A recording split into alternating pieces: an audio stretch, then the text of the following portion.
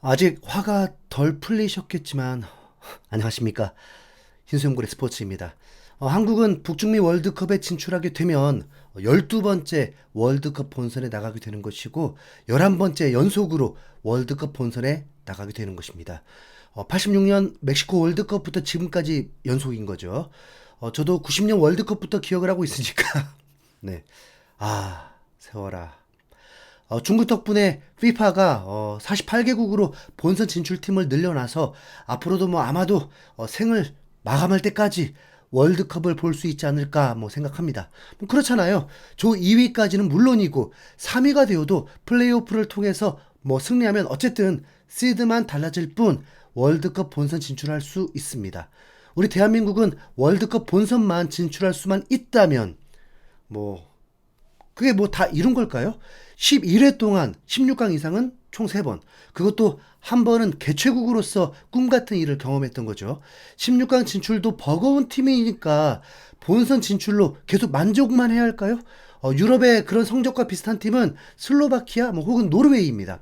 한국은 아시아에서 위상은 잉글랜드급이겠지만 실제 월드컵 성적은 노르웨이 정도인 거죠.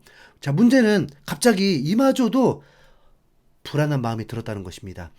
한국이 월드컵 본선 진출에 실패를 한다? 여러분 혹시 상상해 보셨습니까? 정말 진심으로 이번 팔레스타인 경기 전까지는 그런 생각이 1%도 하지 않았는데 단 한 경기로 생각이 바뀌어버렸습니다. 우선 이미 올해 충격을 좀 한번 받았잖아요. 설마 했던 일이 벌어지면서 올림픽 축구 단골 국가인 한국이 10회 연속 올림픽 본선을 코앞에 두고 신태용 감독이 이끄는 인도네시아에게 8강에서 승부차기 끝에 패배하면서 정말 그 일을 겪어야 했습니다. 그 경기 하나로 올림픽 중계까지 큰 피해를 볼 정도였죠. 한국이 올림픽 본선을 나가지 못한 걸 실제로 진짜 겪어보니까 충격이 매우 컸고 이게 현실이라는 건 월드컵도 이제 사실 모르는 겁니다. 한국의 전력은 완벽하게 노출되어 있는 상태입니다. 어떻게 하면 한국을 힘들게 할 수 있는지가 일반인이 봐도 매우 쉽습니다. 한국은 중동팀에게 많은 골을 넣지도 못합니다. 피지컬이 좋은 중동팀이 내려앉아서 한국을 상대로 중원에서만 압박을 세게 하면 한국은 그걸 풀어낼 능력이 부족합니다. 압박을 세게 한다는 건 사실 축구 실력과 조금은 별개입니다. 볼을 잘 다루고 그러는 게 아니라 사냥하듯이 잘 뛰어다니고 몸싸움을 해가지고 상대를 무너뜨리는 압박이니까요. 그건 훈련만으로도 충분히 끌어올릴 수가 있습니다. 그럼 압박 강도가 셀 때 그걸 이겨내려면 탈압박할 수 있는 능력 혹은 선수들의 유기적인 플레이를 할 수 있는 조직력이 가장 중요합니다. 간격이 좁다면 탈압박해도 금세 한 명이 더 붙을 수 있기 때문에 동료 선수들의 도움 없이는 힘듭니다. 저는 개인적으로 이 부분이 굉장히 걱정입니다.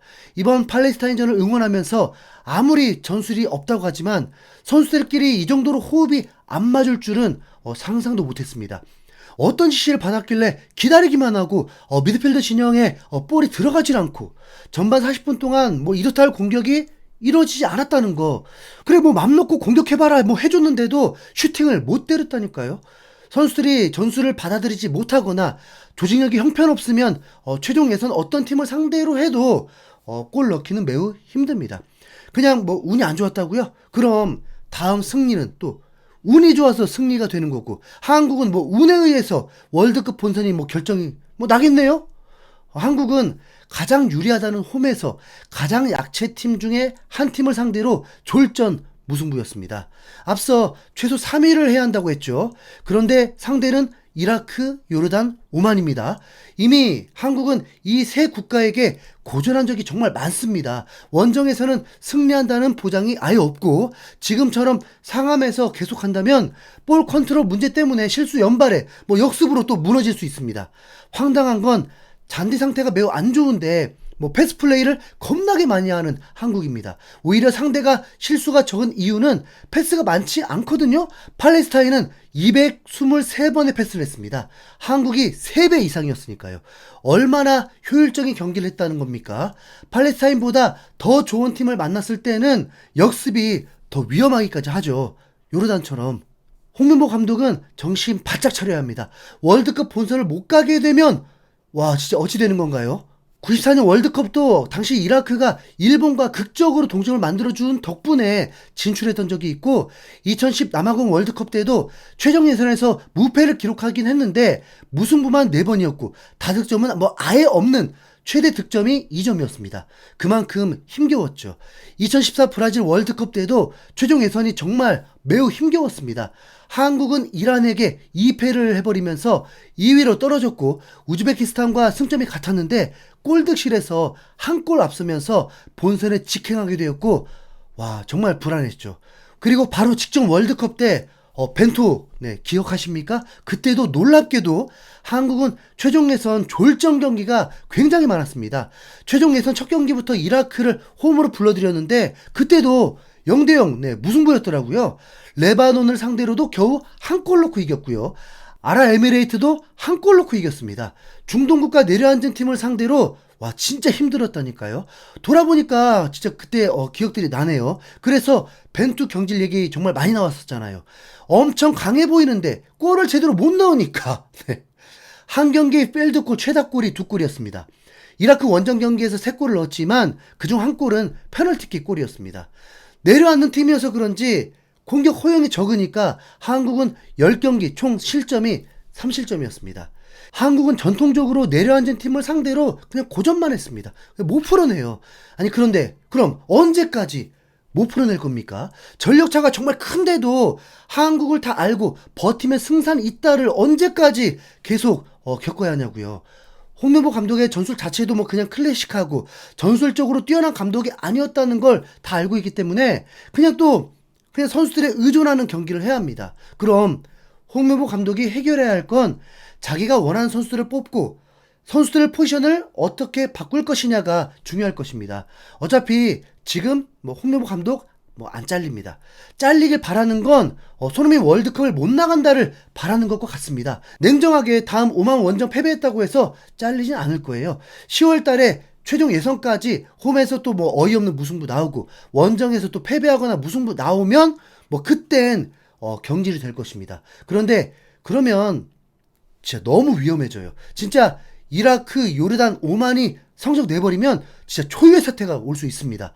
그래서 죄송하지만 저는 홍명보가 나발이고 선수들이 중요하고 월드컵 나가는 게 중요하고 손흥민, 이강인, 김민재가 같이 뛰는 마지막 월드컵 사고 치는 걸 보고 싶은 일인입니다. 자, 홍명보가 살아남으려면 이강인을 공격형 미드필더로 박아두고 더 프리롤로 부여하는 것이 가장 좋다고 봅니다. 최종 예선만큼은요. 그리고 차라리 이강인을 보호하고 겁나게 잘 싸우는 미드필더 2명을 그냥 세워버리는 것입니다.